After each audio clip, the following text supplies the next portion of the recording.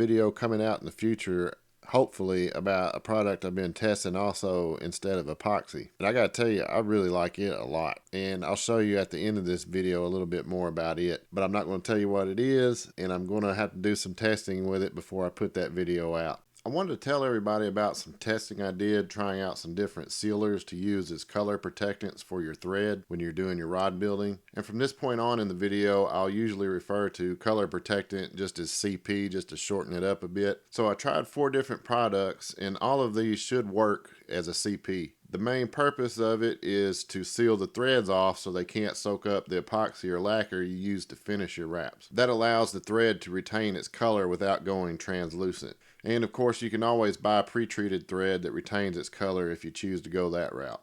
These tests aren't taking durability or UV resistance into account. You'd need further testing to determine how well these products will hold up to the elements. This is just me reporting what I found in testing as far as dry time, amounts used, color retention, and hardness of the dried product, and what happens when the epoxy is applied to these CPs in a worst case scenario situation. And I'll get to what I mean by that before the video's over. I'm trying 4 different things here that I know will seal the threads, but I'm using them in a very minimal application to see just how well and how quickly they seal the threads. First product I'm testing is one that I've used as a color preserver myself with good luck, and that's Mod Podge. And I believe Mod Podge is probably mostly a PVA glue with some lacquers added, some water-based lacquers added to it. It dries really fast and it does a good job as a color protectant, but I usually put on at least 2 coats at full strength in order to get that color protection. The next product is polyacrylic, and it's a Minwax product. And as far as I know, there are no UV inhibitors in this product, so you could experience some color fade over time of your threads, especially if you use nylon. I tend to use polyester threads. The dye process and the actual material itself, polyester, holds up better than nylon, and the dye process holds up better in sunlight,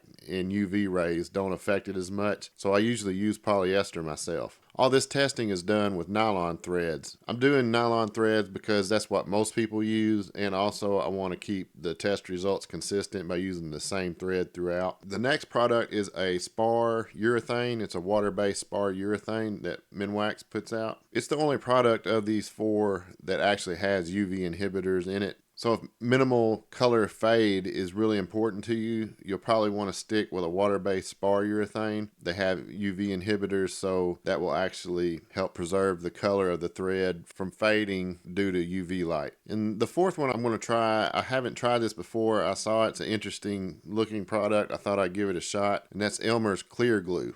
And this stuff is found by the school supplies, usually right by the regular white PVA type of school glue. It's clear, and I figure if it's like PVA glues, it'll usually be kind of flexible too, so I thought it might be a good one to at least test out and see how it does. It's important to note all this testing is very non-scientific. This is just me toying around with these different products, seeing what they do, and it was enough to figure out a few things in my mind, but you'll want to do your own testing also. I'm just going to show you these products and what I came up with, and you can do with that whatever you please. I'm not suggesting anything to be used by anyone. I'm just showing you what I found out in my own testing. In this testing, I'm using each one of these products diluted 50-50 with water. It's 1 part water, 1 part product. The reason I'm doing that, it goes back to what I mentioned earlier. I'm trying to put these on the thread in a worst case scenario type of a situation. I want a diluted product in 1 coat,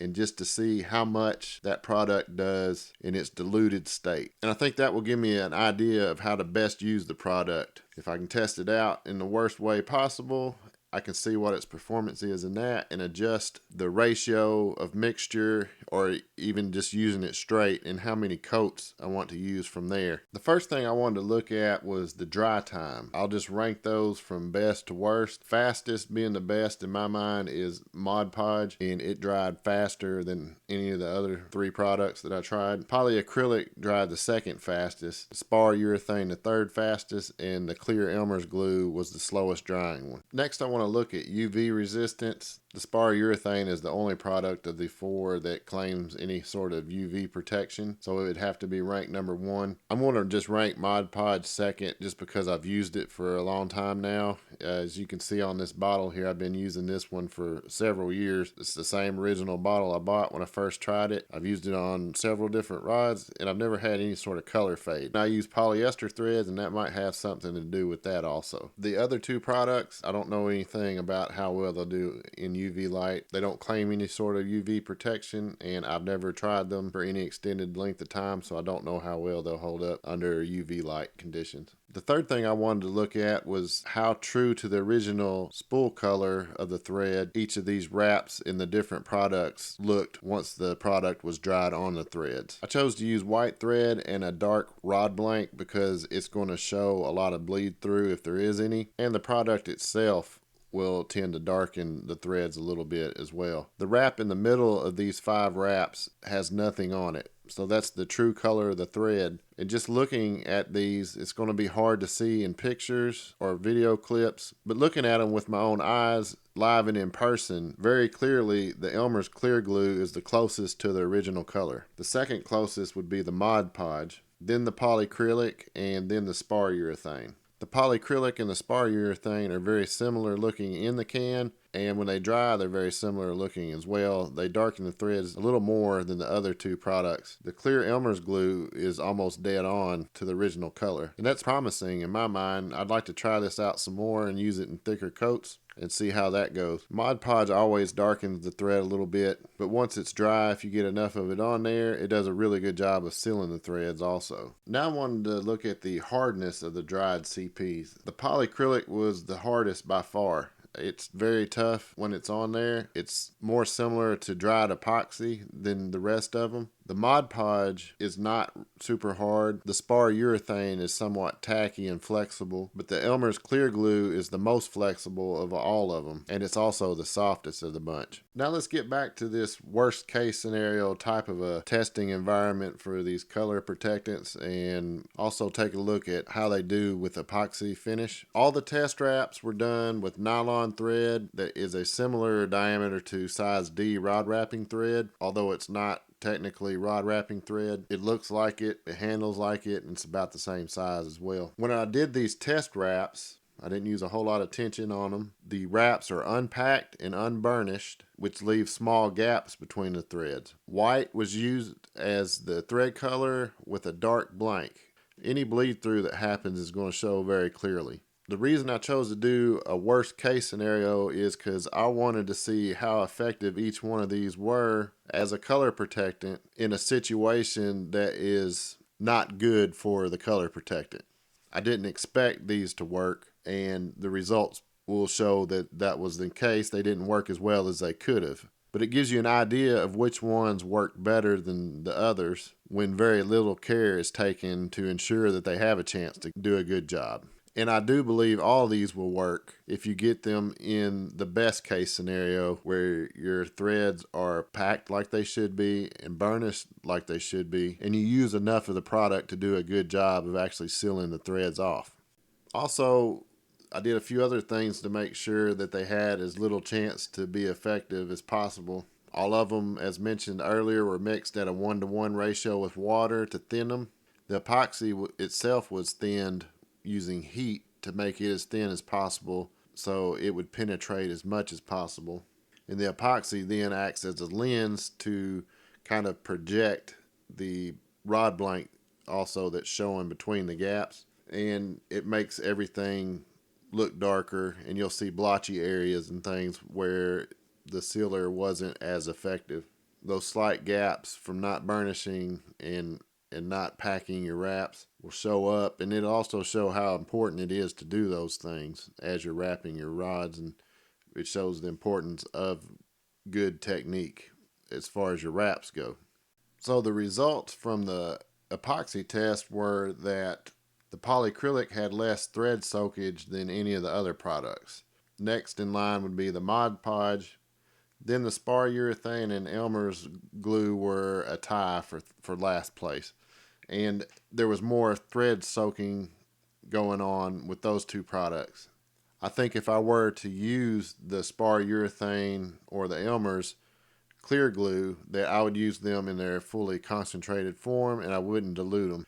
I think the polyacrylic would be a good candidate if you wanted to put in thin coats, because it took well to the thinning and it still did a really good job of sealing the threads off. If I'd used more than one coat with it cut at 50-50, I have little doubt that it would have been a very effective color preserver. The Mod Podge I know does a good job in its non-diluted form, and I can tell you that from experience. And I think all of these would work just fine in non-diluted form. The Elmer's clear glue is thicker, so you'll want to watch it that you don't get too much of a buildup on it. And of course, if you're wanting to use thinner coats, you could dilute any of these and just use multiple coats. The polyacrylic would probably get the job done after 2 or 3 coats thinned. The Mod Podge probably after 4 or so. And I believe with the spar urethane and the Elmer's glue, you'd have to use probably 5 or 6 coats. But if you're okay with a slightly thicker coat, the Elmer's clear glue would probably do good after just 2 coats, I would imagine. You put them on as thin as you can get them, let it dry, and then put on another coat, and I think you'd be okay on that. And I'm actually going to test it on its own later, just because of the fact I like the way that it retained the color so well. I just want to touch real quickly on what I mentioned at the very beginning of this video about a product I'm testing in place of epoxy. It shows a lot of promise. It's very flexible, it's very rugged, it's tough, it's very clear. And if you'll look here, what we have on the left hand side is regular epoxy with no color protectant, and you can see the amount of soak through you get on the threads. The threads kind of go translucent, and that's why we use color protectant. The wrap on the right has no color protectant, and it just has this finish on it, and there's very little soak through on it. This stuff is super flexible, almost like rubber, but it doesn't feel like rubber. It's not rubber, it's not silicone, it's a type of polymer, and I'm going to test it out some more, and I will be putting a video about it out as soon as I do a little testing with it. Of course, I won't be able to do any sort of longevity testing or anything like that. I might do that long term, but short term, I just want to get the information out there in case somebody else wants to try it and wants to test it for themselves. And if you do test anything that I show, I'd really appreciate it if you leave comments below about your own experiences. That's all I've got for now, y'all. I will talk to y'all later.